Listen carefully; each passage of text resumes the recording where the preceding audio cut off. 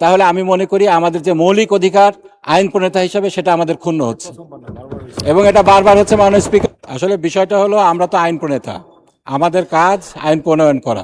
এক্ষেত্রে আমাদেরকে যে মৌলিক অধিকার এটাকে যাচাই বাছাই করা, এখান থেকে যদি আমাদেরকে ডিপ্রাইভ করা হয়, আমি মনে করি আমাদের মৌলিক অধিকার এখানে ক্ষুণ্ণ হচ্ছে।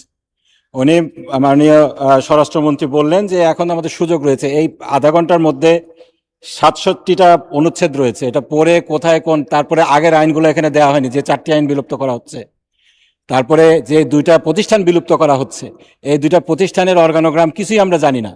এইটা অল্প সময়ের মধ্যে আমাদেরকে যদি এভাবে বলা হয় যে আপনাদের তো সুযোগ আছে, আপনারা এটা সমালোচনা করেন, এটা সংশোধন আনেন, এটা আমাদের পক্ষে কিভাবে সম্ভব? সংশোধন আনতে হলে তো একটা প্রসিডিওর আছে, আপনাকে নোটিশ দিতে হবে, দফাওয়ারি সংশোধনের জন্য নোটিশ দেওয়ার বিধান রয়েছে, এছাড়া তো পারবো না আমরা। এটা অন্যান্য যে বিষয়গুলো রয়েছে, স্ট্যান্ডিং কমিটিতে প্রেরণ কিংবা বাছাই কমিটিতে প্রেরণ কিংবা জনমত যাচাইয়ের জন্য, সেটাও আমাদের নোটিশ দেওয়ার জন্য পর্যাপ্ত সময় দেওয়া প্রয়োজন।